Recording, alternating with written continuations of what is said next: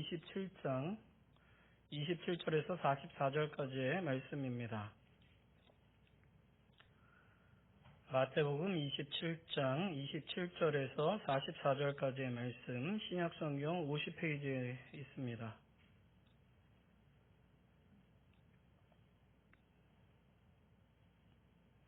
이 말씀은 하나님의 말씀입니다. 귀 기울여 들으시길 바랍니다.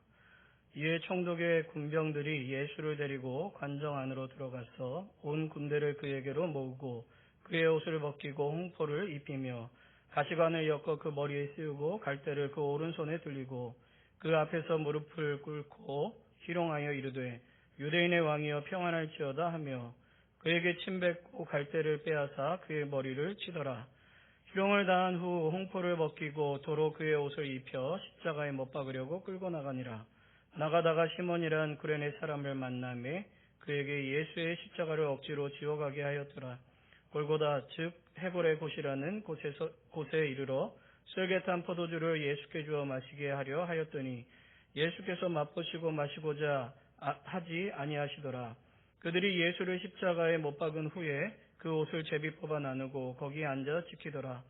그 머리 위에 이는 유대인의 왕 예수라 쓴 죄패를 붙였더라. 이때 예수와 함께 강도 둘이 십자가에 못 박히니 하나는 우편에 하나는 좌편에 있더라. 지나가는 자들은 자기 머리를 흔들며 예수를 모욕하여 이르되 성전을 헐고 사흘에 짓는 자여 내가 만일 하나님의 아들이거든 자기를 구원하고 십자가에서 내려오라 하며 그와 같이 대제사장들도 서기관들과 장로들과 함께 희롱하여 이르되 그가 남은 구원하였으되 자기는 구원할 수 없도다. 그가 이스라엘의 왕이로다. 지금 십자가에서 내려올지어다. 그리하면 우리가 믿겠노라. 그가 하나님을 신뢰하니 하나님이 원하시면 이제 그를 구원하실지라. 그의 말이 나는 하나님의 아들이라 하였도다 하며 함께 십자가에 못 박힌 강도들도 이와 같이 욕하더라. 아멘. 하나님께서 이 말씀을 통해서 우리에게 은혜 주시기 원합니다. 오늘은 마태복음 27장 24절부터 44절까지의 말씀을 가지고 십자가에 못 박힌 왕, 하나님의 아들이라는 제목으로 하나님의 말씀 전하도록 하겠습니다. 그리스도의 십자가, 예수님을 믿는 사람에게 이 십자가는 매우 중요한 위치에 있습니다. 그리스도인의 신앙에 있어서 십자가는 매우 중요한 역할, 아니 가장 중요한 역할을 합니다. 그렇다면 여러분에게 이 십자가는 어떤 의미입니까? 그리스도의 십자가가 여러분에게 미치는 영향은 무엇입니까? 지금 여러분의 삶에 십자가가 어떻게 작용하고 있습니까? 존 스토트 목사님의 책 그리스도의 십자가는 십자가의 중심성을 처음 장에 다루면서 하나하나씩 십자가의 의미를 설명해 줍니다. 그리고 나서 마지막 부분에 십자가 아래에서 사는 삶을 다룹니다. 다시 말해서 존 스토트 목사님은 자신의 책을 통해서 참 인간이시며 참 하나님이신 그리스도께서 십자가의 죽으심으로 우리에게 주어진 은혜, 그 효력을 알려준 후에 그렇다면 그 십자가 안에서 우리는 어떻게 살아가야 할까를 마지막에 다루고 있다는 거죠. 사실 오늘 설교에서 예수님께서 십자가에서 죽으심으로 우리에게 주어진 것들이 무엇인지를 하나씩 자세히 다루지는 않을 것입니다. 예수님께서 왜 참 인간이 되셨고 참 하나님이 되셨는지 그런 것들은 이야기하지 않을 거예요. 그런 신학적인 내용들은 매주 수요일 날 하는 UCT 교리문답을 보시면 잘 아실 수 있습니다. 정말 감사하게도 요즘 제가 설교하고 있는 이 내용들이 수요 교리문답하고 연결이 되고 있어요. 여러분들이 혹시라도 지금 못 보신 분들이 있다면 한번 보시면 좋을 것 같아요. 지난 수요일에는 예수님께서 왜 우리를 위해서 죽으셨나에 대해서 이야기했고 그 전주에는 구속자이신 예수님, 그 그리스도는 왜 참 인간이시며 참 하나님이신가에 대해서 다루었었습니다. 그러니까 여러분들이 성경을 보시는 것 당연하고 그 성경을 잘 정리한 이 교리문답을 보시면서 그걸 좀 더 체계화하시면 더 좋을 것 같습니다. 그러면 아마 성경을 보시고 설교를 들으실 때 훨씬 더 도움이 될 거라고 생각합니다. 어쨌든 오늘은 그러한 내용들은 조금 뒤로 하고 본문에서 우리에게 보여주시고자 하는 내용들을 좀 더 집중해서 살펴보려고 합니다. 특히 오늘 등장하고 있는 사람들과 예수님의 모습을 통해서 십자가에 달리신 예수님은 도대체 어떤 분이신가 다시 한번 확인할 수 있게 되기를 바라고, 예수님의 십자가로 인하여 구원받은 우리는 이제 어떠한 삶을 추구하며 살아가야 할 것인가를 생각해보고 또 설교 마지막 부분에 우리가 함께 결단하는 시간이 되기를 바랍니다. IVP 성경 배경주석이라는 책이 있어요. 그 책을 보면 이 십자가에 대해서 이렇게 설명을 하고 있습니다. 십자가는 고대 세계에 있어서 가장 수치스럽고 고통스러운 사형법이라고 이야기합니다. 발가벗겨진 채 군중의 시선 앞에 자신이 완전히 노출되어 있는 거죠. 이거는 팔레스타인 유대인에게는 굉장히 수치스러운 일이라고 합니다. 팔레스타인 유대인에게만 그렇겠습니까? 누가 사람들 앞에서 자신의 발가벗겨진 모습을 보이고 싶은 사람이 있겠습니까? 근데 그것이 만천하에 드러나 있는 거죠. 뿐만 아니라 이 범죄자들은 주어지는 냉대와 더불어 군중이 보는 앞에서 배설을 해야 됐다 그래요. 예수님은 십자가에서 빨리 돌아가신 편이죠. 사람들이, 신학자들이나 성서학자들이 이야기하길 채찍질에 굉장히 많이 맞았고 또 너무 몸이 약해서 굉장히 빨리 돌아가신 편이라고 이야기합니다. 길게 사는 사람들은 3일, 4일을 그렇게 생존해 있었다고 이야기하고 그 후에나 죽었다고 합니다. 그러니까 사람들이 보는 앞에서 그냥 배설이 되는 겁니다. 죽어가는 사람일수록 힘이 빠지니까 더욱더 그런 현상이 나타나겠죠. 뿐만 아니라 손이 묶인 죄수들은 피가 흐르는 상처에 몰려드는 벌레를 쫓을 수가 없습니다. 죄수의 체중으로 인해서 몸이 늘어지고 또 힘이 점점 빠지면 숨이 가빠지기 시작한다고 합니다. 의학적으로 저는 정확하게 알 수 없지만 어쨌든 힘이 빠지고 몸이 아래로 처지게 되고 십자가에 매달려 있는 상태가 되면 나중에는 결국에 기력이 쇠진하고 호흡이 숨을 쉴 수 없어서 질식사하는 경우가 많다고 이야기합니다. 패션 오브 크라이스트라는 영화를 보면 예수님께서 당하신 고난이 어땠을까를 우리는 간접적으로 목격할 수 있습니다. 우리가 오늘 읽은 본문 바로 앞에 나와 있는 26절을 보면 빌라도가 군중들의 요청에 따라 바라바를 놓아주고 예수님을 채찍질한 후에 십자가에 못 박히게 넘겨주었다라고 기록되어 있습니다. 로마 군인이 당시 죄수들에게 사용했던 채찍에 대해서는 아마 많이 들어보셨을 거예요.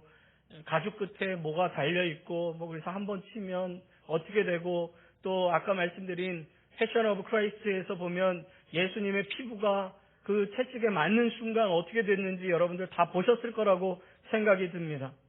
그런데 이상하게도 복음서에서 예수님께서 고난받으시는 그 장면에 대한 묘사가, 그리고 십자가에 못 박히는 내용이 너무나도 간결하게 기록되어 있다는 거예요. 우리가 생각하는 것처럼 예수님께서 그 고난을 통해서 얼마나 아파하셨는지 기록되어 있지 않다는 거죠. 오히려 예수님께 고통을 가한 사람들, 예수님을 희롱하고 조롱하는 사람들의 모습이 더 자세하게 묘사되어 있습니다. 앞에서 말씀드린 것처럼 26절에는 예수님을 채찍질하고 십자가에 못 박히게 넘겨주었다. 이 한 문장으로 예수님이 채찍질 당했다라고 기록되어 있습니다. 그 채찍질에 맞았는데 몸이 어떻게 찢겨나갔고, 그래서 피가 얼마나 흘렀고 예수님이 그것 때문에 얼마나 고통스러워했는지는 전혀 기록되어 있지 않습니다. 35절 말씀을 보면 예수를 십자가에 못 박은 후에 이렇게 기록되어 있습니다. 예수님을 못 박는 그 못이 어떻게 들어갔는지, 어디에 박았는지, 그래서 예수님이 얼마나 고통스러워했는지, 십자가를 일으킬 때 예수님의 모습은 어땠는지 하나도 묘사되어 있지 않습니다.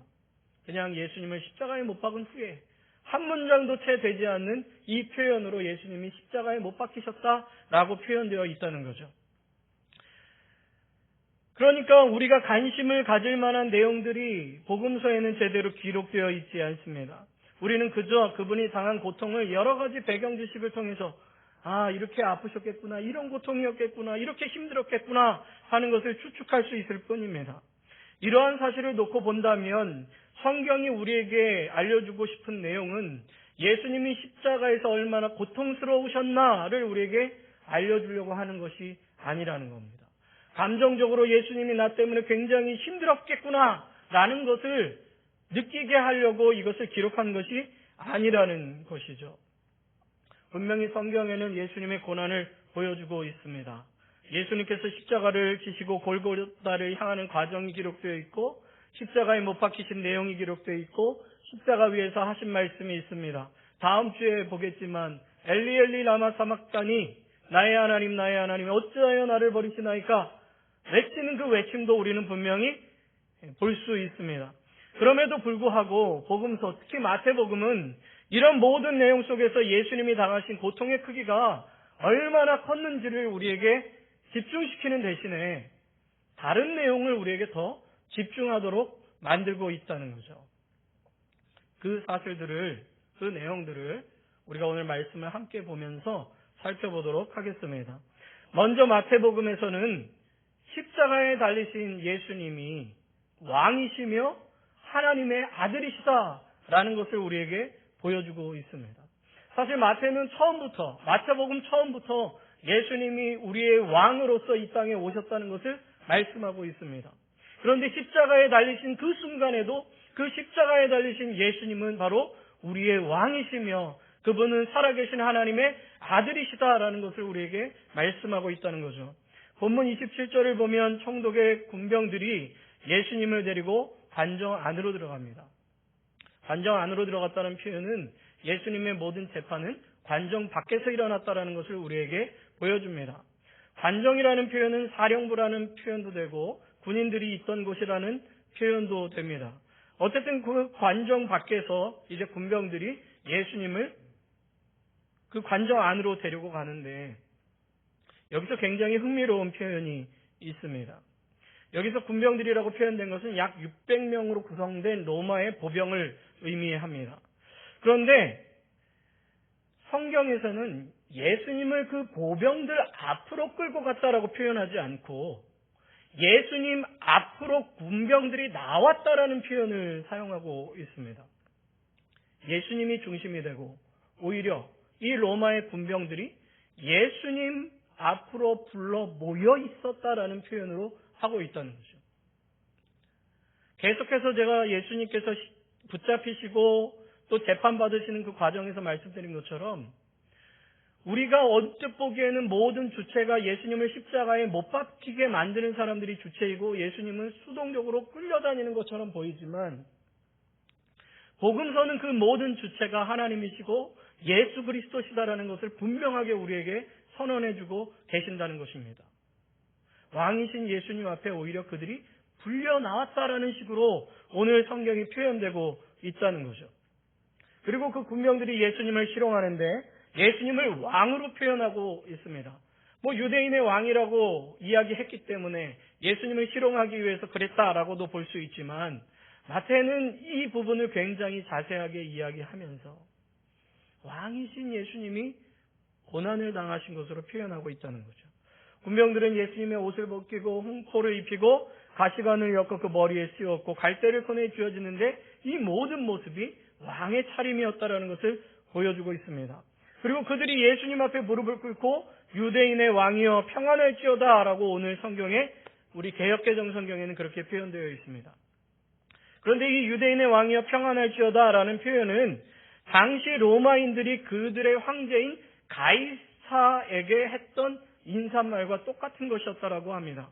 그래서 그런지 세번역 성경을 여러분들이 보시면 유대인의 왕 만세라고 번역되어 있고 ESV나 킹제임스 버전에서도 다 유대인의 왕 만세라는 표현으로 번역하고 있다는 거예요. 그러니까 우리가 평안하십시오 이런 것이 아니라 예수님을 진짜 왕으로서 만세를 외치고 있다는 거죠. 600명의 군인이 예수님 앞에 나와 왕의 복장을 하신 그분 앞에 유대인의 왕 만세를 부른 거예요. 아까도 말씀드린 것처럼 이 모든 것이 사실은 조롱에 의한 표현이지만 마태는 그럼에도 불구하고 그 속에 예수님이 왕으로서 외침을 받고 계신다라는 것을 말씀하고 있는 겁니다. 그들은 예수님이 진정한 왕인지 모르고 조롱했지만 우리는 그 예수님을 진정한 왕으로서 선포하고 선언하고 외쳐야 함을 마태는 우리에게 보여주고 있다는 거죠. 마태복음은 이것을 굉장히 반복적으로 드러냅니다. 37절을 보면 예수님의 머리 위에 제패가 붙어 있었습니다. 이것을 통해서 예수님께서 지신 십자가는 사람들이 이야기하는 것처럼 십자가 아니라 십자가의 전통적인 모습이었다는 것을 알 수가 있죠. 머리 위에 제패가 붙어 있으니까요. 어쨌든 그 제패에는 뭐라고 기록되어 있냐면 유대인의 왕 예수라고 기록되어 있습니다. 마태복음은 유대인의 왕으로 오신 분이 희롱을 당하고 침뱉음을 당하고 수치를 당했다라고 말씀하고 있습니다. 30절에 머리를 치더라 라는 표현은 굉장히 한 번 때린 것 같지만 실제 이것을 문법적으로 보면 멈추지 않고 계속해서 나무로 머리를 친 것으로 표현되고 있습니다. 31절에 보면 희롱을 다한 후에 라는 표현이 나오는데 이 희롱은 완전히 멈춘 게 아니라 일시적으로 멈췄다라는 표현입니다. 그래서 그 뒤에 보면 계속해서 예수님께서 희롱을 당하시는 모습이 나오는 거죠. 왕이신 예수님이 자기 백성들 또한 이방인들에 의해서 모욕을 당하고 희롱을 당했다. 그러나 모욕을 당하고 희롱을 당하신 그분은 우리의 왕이시다라는 것을 분명하게 선언하고 있습니다. 마태복음에는 예수님을 향한 희롱과 모욕이 십자가에 달리기 전부터 십자가 달린 후 죽음까지 계속되어 있다는 것을 보여주는 동시에 예수님은 유대인의 왕이며 이스라엘의 왕이라는 것을 보여주고 있습니다. 뿐만 아니라 40절과 43절을 통해서 유대인의 왕이며 이스라엘의 왕이신 예수님이 바로 하나님의 아들이시다라는 것을 선언하고 있다는 거죠. 어떤 이들이 이야기하는 것처럼 혁명가로서 이 땅에 오신 그런 분이 아니라는 거예요. 그냥 어떤 한 지역에 유대라는 한 나라에 왕으로 오신 분이 아니라 살아계신 하나님의 아들이신 그분이 이 땅의 통치자로 이 땅에 오셨다라는 것을 분명하게 말씀하고 있습니다. 특히 40절에 내가 만일 하나님의 아들이여든 이라는 표현이 있는데요. 이 표현은 마태복음 4장 3절과 6절에 기록되어 있는 말씀과 똑같습니다. 이 말씀이 뭐냐면 마귀가 예수님을 시험할 때 이렇게 얘기하잖아요.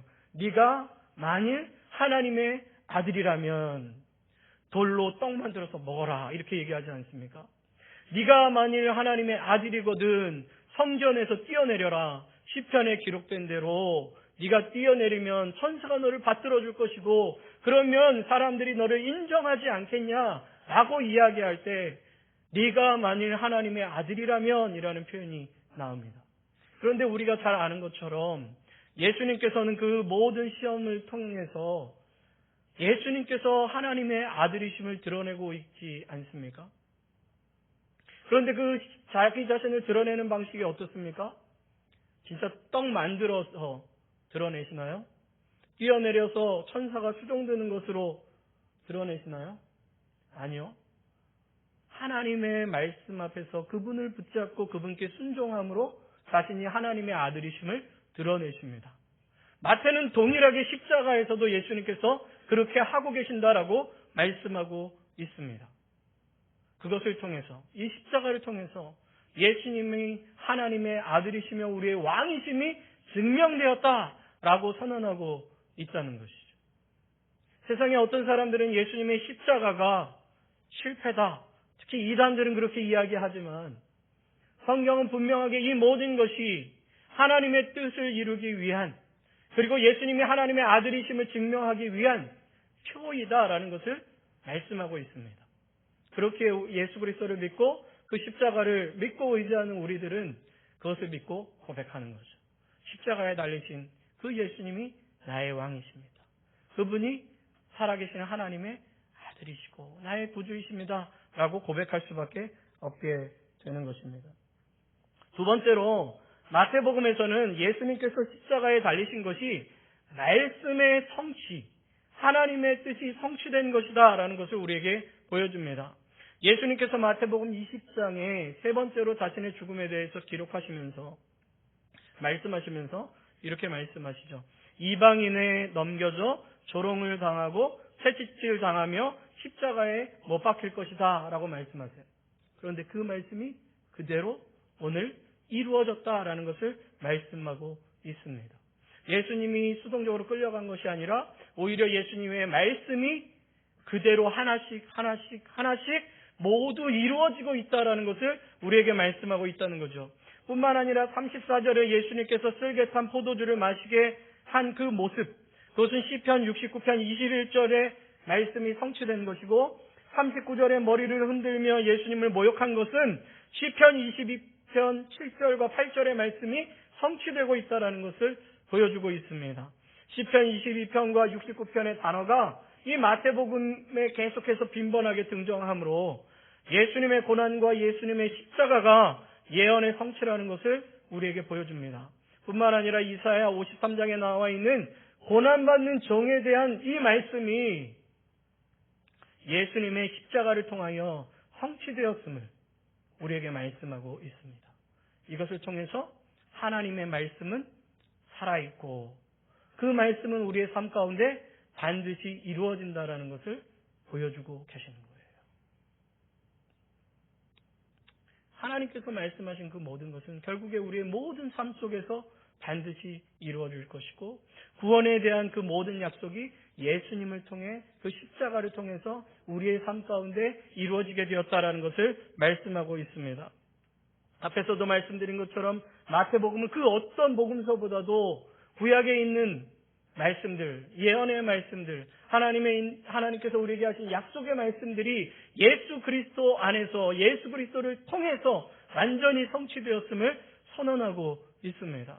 이 십자가의 모든 사건, 그리스도의 십자가도 바로 그리스도 예수 안에서 모든 하나님의 말씀이 성취되었다는 것을 보여주고 있습니다. 마지막으로 마태복음에서는 왕이시며 하나님의 아들이신 예수 그리스도의 자기 증명의 방법을 보여줍니다. 앞에도 말씀드렸잖아요. 본문에서도 예수님보다 예수님을 희롱한 군병들의 모습, 예수님을 향해 머리를 흔드는 예수님을 모욕하고 지나간 사람들, 그리고 그들의 말, 예수님을 희롱한 대제사장들과 서기관들과 장로들과 그들이 한 말들이 기록되어 있어요.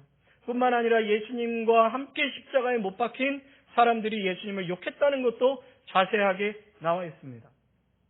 반면에 예수님께서 주체적으로 한 행동은 쓸개탄 그 포도주를 예수님께 계속해서 먹이려고 할 때 예수님께서 계속해서 싫다라고 거부하신 그 내용만이 예수님께서 주체적으로 한 것으로 표현되어 있습니다. 예수님은 오히려 침묵하시고 그들에 의해서 당하고 계시는 모습만 기록되어 있습니다. 우리는 예수님의 능력을 잘 알고 있습니다. 복음서는 전체적으로 예수님의 능력을 우리에게 자세하게 보여주고 있습니다. 병든 자를 고치시는 능력뿐만 아니라 영적인 세력이 그분의 권위 아래에 있다는 것을 보여주십니다. 군대 귀신이 예수님의 말씀 한마디에 쫓겨나가는 것을 보여주고 있습니다. 질병이 예수님의 말씀 한마디에 떠나가는 것을 보여줍니다. 뿐만 아니라 모든 자연세계가 예수님의 권위 아래에 있다는 것을 보여줍니다. 그렇게 강하게 부는 바람과 파도도 예수님의 말씀 한마디에 단장케 된다는 것을 말씀하고 있습니다. 뿐만 아니라 예수님께서는 이렇게 말씀하셨죠. 예수님을 붙잡으려고 했을 때 하나님께서 12영도 더 되는 천사들을 보내셔서 막으실 수도 있다라고 말씀하셨습니다. 우리는 예수님의 능력을 상상할 수가 없습니다. 왜냐하면 요한복음에 기록된 대로 그분은 창조의 말씀이기 때문입니다. 그분이 마음만 먹으면 사람들이 이야기하는 것처럼 예수님은 언제든지 십자가에 내려오실 수 있는 분이십니다. 십자가에 내려오심으로 자신을 증명하실 수 있는 분입니다. 내가 너희를 구원하기 위해서 이렇게 왔다라고 멋지게 보여주실 수 있는 분입니다. 그럼에도 불구하고 예수님은 그런 방식을 사용하지 않으셨다는 거죠. 돌로 떡을 만드는 방법이라든지 공중에서 뛰어내려서 천사가 받아들여서 사람들이 환호하는 이런 모습으로 자기 자신을 증명하시지 않으셨다는 것입니다. 철저하게 하나님의 말씀을 성취하는 방식, 하나님의 말씀에 순종하는 방식으로 자기 자신을 증명하셨던 것이죠. 겟세마네에서 기도하신 내용처럼 나의 원대로가 아니라 아버지의 원대로 순종하심으로 말미암아 예수님이 누구신가를 분명하게 드러내어 주셨습니다. 예수님은 양으로 생명을 얻게 하시기 위해서, 자기 백성들을 죄에서 구원하시기 위해서, 하나님께서 그들과 함께 하고 계신다는 것을 보여주시기 위해서, 우리로 다시 하나님의 앞으로 나아갈 수 있도록, 하나님과 화해할 수 있도록 하시기 위하여 왕이시지만, 하나님의 아들이시지만 십자가에 못 박히시고 모든 모욕을 당하셨다라는 것을 말씀하고 있습니다. 이제 처음 설교를 시작할 때의 질문으로 돌아가 보도록 하겠습니다. 여러분, 왕이신 예수님, 하나님의 아들이신 예수님께서 십자가에 못 박히신 것이 여러분 자신에게 어떤 의미가 있습니까?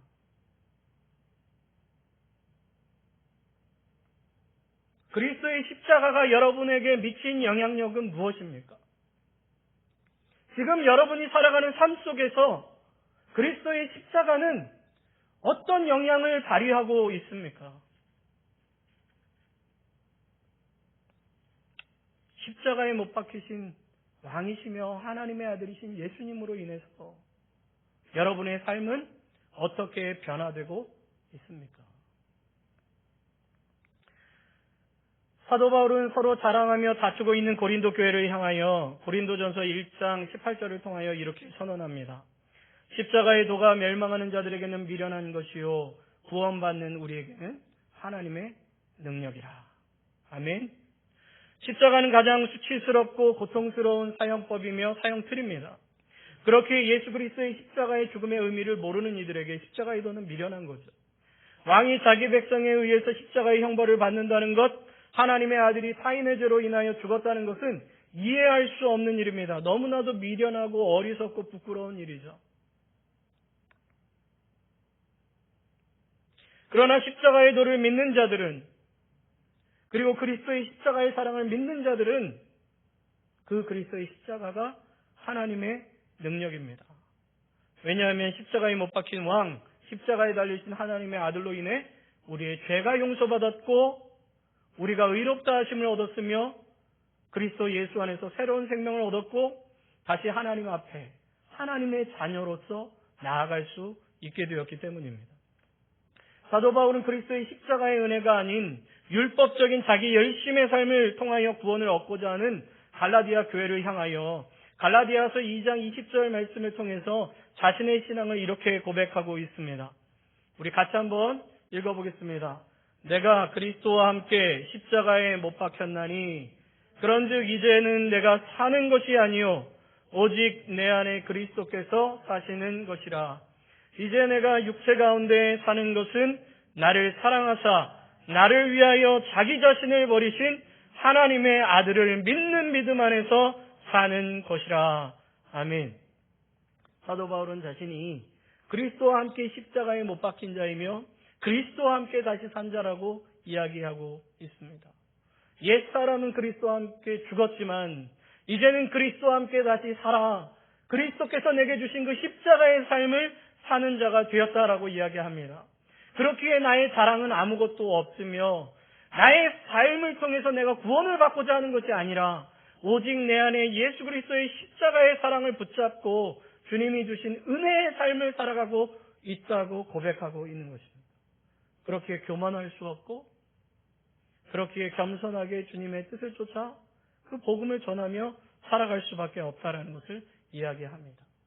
나의 육체를 따르는 삶이 아니라 그리스도께서 지신 그 십자가를 따르는 삶을 살아갈 수밖에 없다고, 자기 자신을 버리신 하나님의 아들을 믿는 믿음 안에서 산다고 고백하고 있습니다.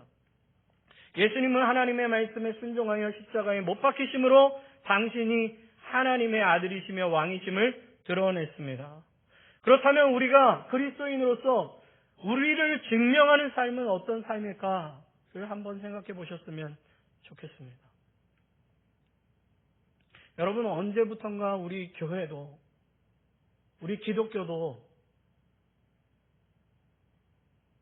여기에 사람들이 말하는 그런 능력이라든지 마귀가 예수님을 유혹했던 어떤 그 화려한 모습으로 우리를 증명하려고 하고 있지는 않는지를 점검해 봐야 합니다.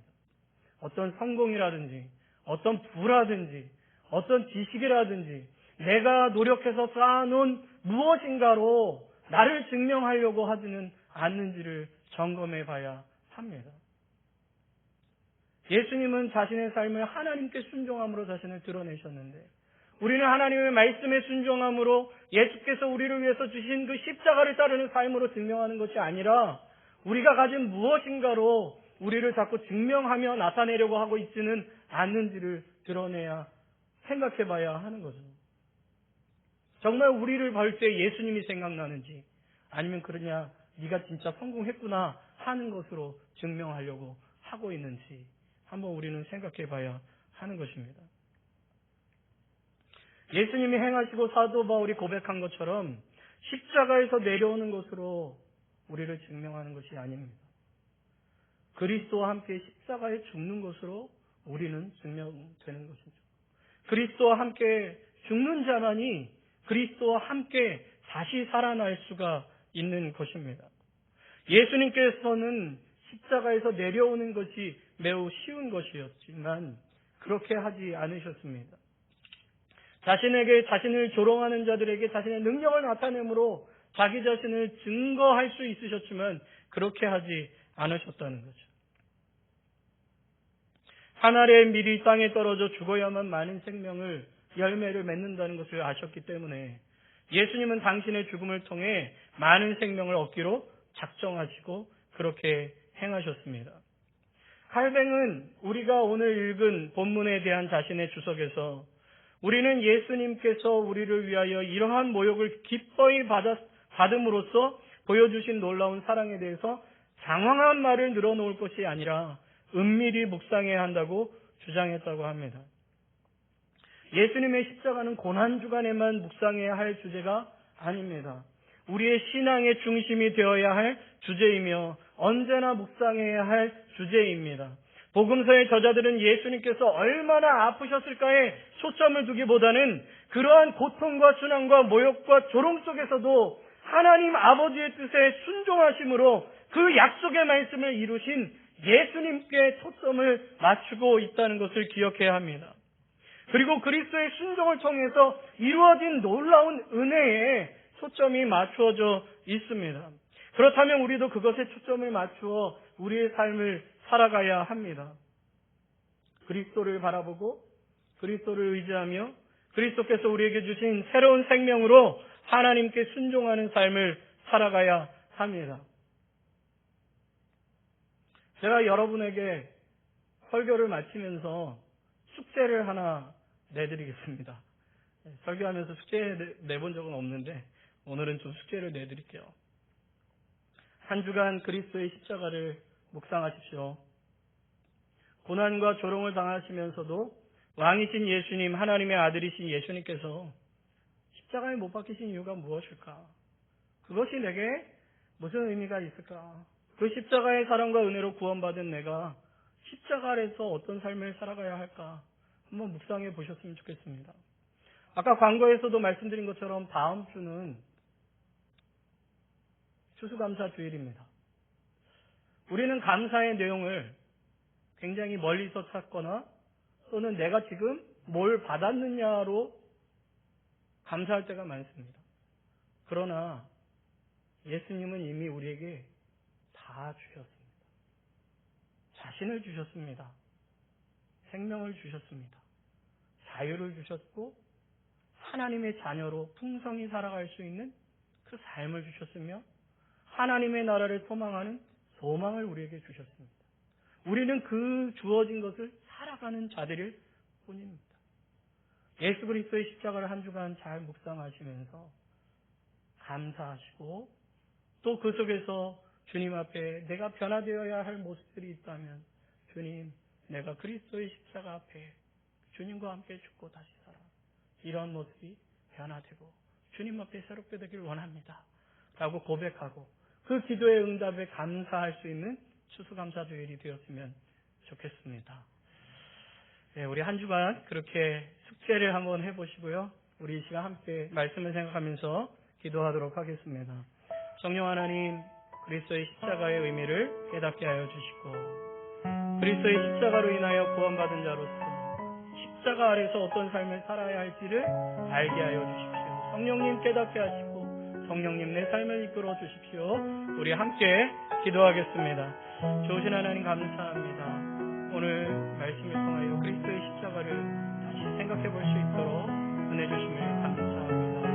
하나님, 예수님의 십자가를 바라보게 하시고 그 십자가의 의미를 깨닫게 하시고 그 십자가가 지금 내 삶에 어떤 의미이며 나의 삶을 어떻게 변화시키고 있는가, 나는 그 그리스도의 십자가 안에서 그 십자가를 통해서 이제 어떻게 살아가야 할까를 묵상하며 주님의 뜻을 쫓는 삶, 주님을 의지하는 삶, 주님을 바라보는 삶을 살게 하여 주시옵소서. 성령 하나님, 나로 하여금 깨닫게 하시고 경험케 하시고 변화되게 하여 주시옵소서. 주님께서 주시는 그 십자가의 은혜로 말미암아 새로운 삶을 살아갈 수 있도록 지금까지 목회했던 모든 삶 속에서 자유케 되어 주님께서 주시는 참 자유를 누리는 삶을 살아갈 수 있도록 주여 인도하여 주시옵소서. 주님만이 우리의 소망이시니 감사합니다.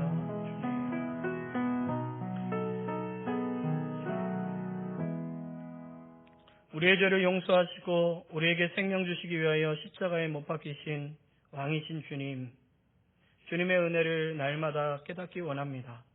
또한 그리스도의 십자가 아래에서 그리스도와 함께하는 삶을 살기를 원합니다.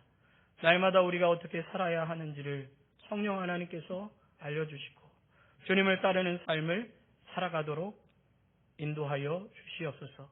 그리스도와 함께 죽고 그리스도와 함께 다시 살아 그리스도를 닮는 삶, 그리스도를 따르는 삶을 살게 하여 주시옵소서. 예수님의 이름으로 기도하옵나이다. 아멘.